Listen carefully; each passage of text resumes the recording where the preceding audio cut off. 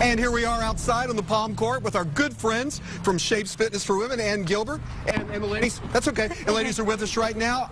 Thanks for having us, Russell. Good to see you. We're talking what you should do before you work out. You don't stretch. You warm up. Warm up is different than stretching, and the old school thought is that a stretch is something that is, something that's held. Yeah. And a warm up instead is getting the body moving, increasing the mobility of the joint.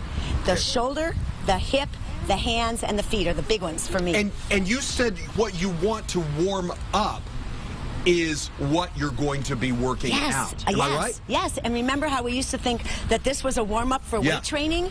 The warm-up now imitates what you're going to perform. And if you have increased mobility, you have increased performance and results. So what are we seeing here? This is a base move to increase the length of the hip. The length of the hip joint, the mobility, the range of motion at the hip joint. It's a dynamic movement that's shoving blood and oxygen to the joint. It's increasing the core temperature of the body, and it imitates movements that are going to be performed in the workout.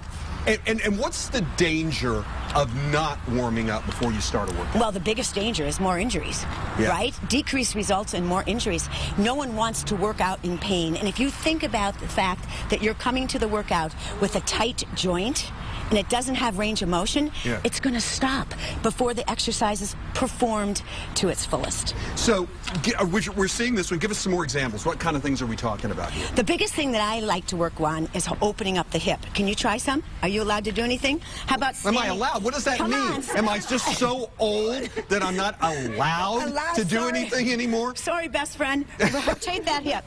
Good. Now I know, but you're adding something called synovial fluid to the hip joint. Excuse me? Synovial fluid. What is that?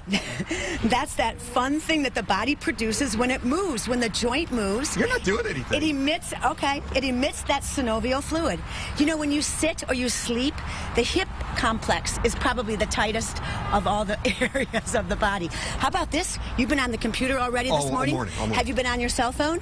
No, I haven't. No, I have not been on my cell phone during Good Day Tampa Bay. No, you're not. Keep going. Anyway, what were you saying? But that tight complex in the pecs really restricts the motion. Show me something. In the thoracic spine. So having this little, I call it the prisoner look, right? Opening the pecs and then rotating through space increases the ability of the thoracic muscles, the ones across the middle of the back, to mobilize and stabilize before you work out. I would love to talk about this subject. Well, I love the fact that you are talking about it. Now. Okay, you warm up before you work out. You have your workout, and then do you stretch when you're done? Please stretch. Please stretch when you're done. And those are the stretches in which you can hold. Don't bounce, but hold, right? Increasing that ability for the body to recover. So the stretching at the end is not necessarily to increase mobility, to increase performance. The stretching at the end is to activate recovery. Got it. So that you can do it again tomorrow. We got to go. Whose birthday is it? Happy birthday. Happy birthday. Good to see you, and thanks for coming. As always, we love you guys. Thanks for having us. We'll see you in a couple of weeks. Oh, you broke a sweat out. I love sweating. Okay, she loves sweating. All right, be right back.